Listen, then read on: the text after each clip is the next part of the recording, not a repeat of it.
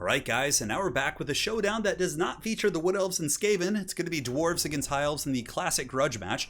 Certainly some things have changed here in this matchup. I still think it is a relatively High Elf favored matchup. Probably one of the worst matchups for the Dwarves still, but I think it has gotten a little bit better, a little bit more bearable with the mass changes. So Dwarf Infantry obviously are known for having some of the best mass in the game. They're thick boys, they drink that Bugman's brew and they feast in their halls, but they certainly don't mess about. But that has really helped them quite a bit. So chariots like, White Lion chariots and anything with mass, including monsters, trying to pull through Dwarven infantry isn't going to be quite as easy as it used to be. It's still very doable, but much tougher. So as far as the army goes, the first thing I'd like to point out is going to be the new and improved GROMBRINDAL. And I think hands down in multiplayer, GROMBRINDAL probably is the best lord choice. And I'll show you why. So now Gromby's unbreakable. So much like Ungrim, he's going to be a good bastion for your army he'll hold.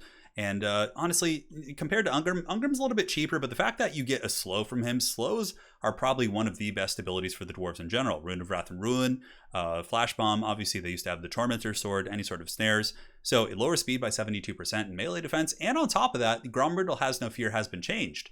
It doesn't give your whole army unbreakable, but rather it gives a localized effect of unbreakable with melee defense. So he's just got great buffs, he's unbreakable, he's really good in combat, and I think that GROMBRINDAL is hands down the best choice for the dwarves. However, in some builds, I think you could justify bringing Ungrim. I think he's also not bad considering the mass changes and arguably might be a better duelist in some situations against large threats. But he doesn't have the slow, he doesn't have the AoE buffs. I think that, Gromby is just so good. So front line is going to be battle line of miners. Secondary line is Longbeards in the reserves with their great weapons, obviously just to fight against the White Lions. White Lions head-to-head do beat I'm pretty sure they beat Longbeards with great weapons. It's something I might have to test. I don't know if they were changed in the patch, but basically you just soften them up using Thunders, and then if you get a little bit of an advantage, the Longbeards should win. We got Giant Slayers and Dragonback Slayers and more guns in the back, and triple Gyrocopters. So Gyrocopters are excellent in this matchup for shooting the chariots. So they can have Great Eagles, they can have the Bird Lady, and probably I would imagine he does have, I was about to say Altharion the Radiant, Alariel the Radiant back here. So yeah, dropping those shots from the Gyrocopters can certainly do some work. Granted, he did not bring Tempest, so pretty fortunate for me. He went with Banishment as well as Earthblood. Tempest would be very, very punishing. And that's pretty much it for my build. Yeah, Gyrocopters with Brimstone Guns, a great tool against chariots and heavy cavalry and all that sort of stuff. His whole battle line is relatively standard. It's going to be all White Lions, which are very cost effective against dwarves. 1 Swordmaster, 2 Archers just to give him some anti-Gyrocopter, anti-Slayer play. And that's why you bring Archers really in this matchup. It's just to kind of poke down Slayers. He does have Alariel plus an Eagle, so there are going to be 2 threats to chase down my Gyrocopters. And in the tree line, Noble on a Chariot, Lion Chariots of Krace, very, very standard anti-dwarf play here, and Reavers coming in. So that's going to be pretty much it. The one thing I think we're missing here, of course, is usually you do see 2 Nobles on Chariots. I think that's usually kind of more the status quo. However, bringing the Eagle is a little bit more counterplay against Gyrocopters, so we'll see if that pays off for him. So in this case, the Gyrocopters are going to be kind of splitting into 3 directions. So here you can see Alariel the Radiant's going to be chasing these ones, and the Great Eagle will be chasing those. I think the Eagle's a little bit faster, 110 against 105, so he does have a bit of a speed advantage here. So I will be having to pull back, and rather than just get fancy, trying to circle and really stretching my micro to be dodging all this fire coming in from the archers, I will just be pulling back to my battle lines and using them defensively. I know if I lose a Gyrocopter to something foolish, it's going to be removing a lot of my answers, and you can see a little bit of a bombing run going down right there on the Swordmasters. Actually takes out a handful of models, really not bad value, but I need to keep them back. I need to use them to shoot down the chariots, because aside from that, you can use Thunders, and here you can see the proud Dowie going to be reforming ranks, preparing for the charge of these treacherous High Elves. But nonetheless, we're going to be hoping they do engage into this gun line here and just kind of fanning out our formation, because we will obviously lose the frontline fight. It's more so about dragging the High Elves through the mud to the best of your abilities. So guns are shooting at the Eagles, but soon I will be switching on to the Swordmasters of Hoeth. The Dwarven guns do sing into the night, and the Gyrocopters now are going to be rotating over and really trying to focus down the Lion Chariots of Krace.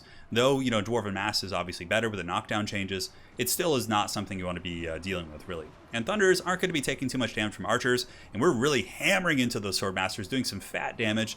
And the Dowie will certainly sing songs of this day here, as the Lion Chariots of Krace do try and juke out my position, but they are taking heavy damage from the Gyrocopters as well, despite their missile resist. And now the High Elves going to be coming in for a bit of an alpha strike here, really just hammering down my poor miners. And a little bit of overkill, but the miners will break very quickly. And from there, I'll probably have to send in my reserves, some extra miners, or maybe commit the Longbeards to the fight. Banishment coming down from the Pigeon Queen. Going to be going down to the miners right here. Definitely will Shrek those guys pretty good. Granted, not too much sweat off my back. They're only 300 gold, so it's really not that painful of a situation. And the Dwarven guns are really doing some good damage. I mean, we're peppering into the infantry, but the High Elves have also gotten into the front line relatively safely. Here in the backfield, the Lion Chariots of Krace have penetrated into my defensive position, so we will be switching these guns, pulling them all back, sacrificing some miners, but it's not going to be the worst trade because Longbeards will actually rear charge them, so they got their axes out. They're going to be hustling in there with their mighty charge bonus of 18 and really getting a nice rear charge into the back of these Lion Chariots, buying time for the Thunderers to fall back. Now, as far as his chariots go, the Lion Chariots of Krace have been hammered down by the Brimstone guns, and that's really their primary purpose here. So from here, we're going to be going after the Noble. I don't really mind the flying monsters as much. Chariots have this really annoying kind of presence against Dowie, so I know I need to get rid of the Noble. That's the next like big threat that if I don't get rid of it, it's going to punish my army pretty badly. Giant Slayers rotating back into the defensive lines here. Going to be trying to get back behind my Thunderers to give me a little bit of buffering. And what's really cool about mixing in one Giant Slayer in your build is if they have to fight White Lions, for example, or Swordmasters, they can actually trade pretty aggressively with them and really not too bad. And here, you can see GROMBRINDAL is being escorted to the back line, the classic Footlord being... Though now that they can't be knocked over, they pretty much just get... Oh my god, look at that! Him just getting shoved around the battlefield! I did not see that during the game. Oh my god, Ungrim is just literally just being pushed around. But, you know, what's funny is while he's being pushed like that, he actually is hitting back, and the Noble in the Chariot is getting clubbed by the White Dwarf. Come on, Gromby. Yeah, take him out. I think Gromby was pulling away to allow the Gyrocopters to get clean line of sight here. And there's the Noble, all broken. Over in the backfield, things are getting a little bit messy. My gun lines are going to be falling back here as Alariel the Radiant does continue to pursue them. And the Dwarven Dragonback Slayers also pulling back. They don't want to be fighting White Lines if they don't have to. A nice banishment for my opponent right there. His archers are still shooting as well. I do have some loose miners in the backfield trying to hunt them down here and chase and, you know, just make them waste ammo really to take out miners rather than shooting at Slayers. And, you know, now that there are threats pushing down my back line, the most important thing, if you guys are a Dwarf player, is to fan out your assets, really. So kind of put them in a couple different spots. So if one cavalry unit or one chariot gets back there, it's not going to be enough to really, you know, shut them all down. So Flash Bomb going down as well. It's going to be slowing down the Swordmasters, keeping them from advancing quickly onto the guns over there. And the Dragonback Slayers and the White Dwarf are going to be chopping in there. Gromby, of course, taking a couple of those guys out. And Slayers, you know, rear charging, even though they don't have great AP, they still have really high melee attack. So you can see that the Swordmasters are taking some pretty lethal casualties. Certainly their murderous prowess, their martial mastery is gone at this point. Unfortunately, though, my opponent has gotten back in the game, pulling the bounce power back in. Very well played to him here, shutting down my guns. So these Thunders are temporarily shut down. I still do have one really healthy unit, though. That could potentially be my saving grace.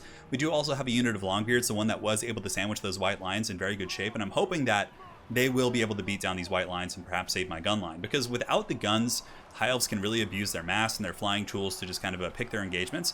However, I'm not without mobility of my own. I do have Gyrocopters, like I said. You got 3 here and 3 here, both of which are in decent shape and have some ammunition. This one is a little bit low, but the ones on the far side are in much better shape ammunition-wise. So that does give me some consistent stopping power against the Great Eagles. Over here, the Longbeards, the noble people of the mountains, able to charge into the back of the Lion Chariots, and not Lion Chariots, but the White Lions. And I did also commit the Thunderers to combat because I couldn't catch the White Lions, so I had to kind of sacrifice some HP off these Thunderers to allow my Longbeards to actually march up the hill and capture and really punish these White Lions of Krace right here.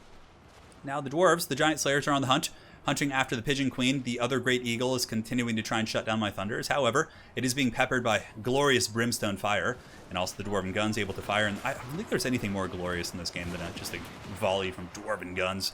And you can see the Great Eagles going to be probably running off the back of the battlefield here. And now we do have the Alariel the Radiant maybe going in for a gooning attempt on Gromby. It's certainly a very bold strategy, Cotton. We'll see how it works out. I don't know how well it's going to go, but the White Dwarf, it's going to be fighting here. He does not get knocked over, which is certainly a sight for sore eyes. We do drop the Flash Bomb here, which is going to be lowering her melee defense down to 16. And Gromby is able to really win in combat, especially considering all the gunfire coming in. And the Dwarven Slayers going to be piling in as well. And I think this is going to be the death knell, the hill upon which the High Elves fall. You can see the Lord is broken. Negative 27 leadership. A lot of cross gunfire coming in. And the Gyrocopters are used in the 4th quarter of the battle to shut down the archers in melee combat. So very, very good game. It was certainly a very scrappy one.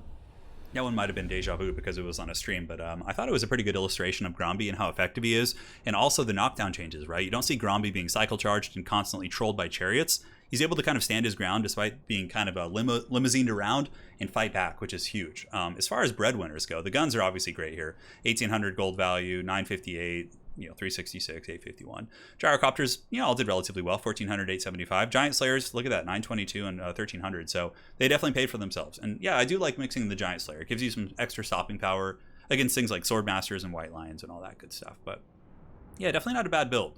Some Dwarven players do prefer to use the Trollhammer torpedoes. I myself don't like them as much because I feel like you have less of them, so the High Elves have to commit less resources to shut down your missile play.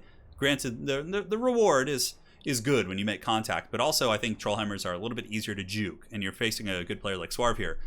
It can be pretty scary for sure. I prefer the more direct route. And yeah, his build was good, honestly. I don't like the second Great Eagle that much. I think if you just bring Tempest on Larry, but it is nice to have, like, a second Noble on a Chariot is just such an unholy nightmare to have to deal with. Yeah, I'm not sure. I mean, this build is certainly good. Maybe there is something to the Eagle, because I think really just, I guess the big issue is Tempest. Like, if he had brought Tempest, he could have killed the Gyrocopter every time he casted it, right? Alariel and the Eagle could have just zoned in on it, killed it, methodically gone through all of them. I don't think the banishments were worth it. So maybe if he had done that, he would have won the game, right? So just a little thing here and there. All right, guys, hopefully you enjoyed this Dwarf versus High Elf game, a non-Skaven Wood Elf game. It's been quite some time, but we're back with it. And yeah, guys, we'll see you next time. Hopefully you enjoyed satisfying the grudge, and you guys take care.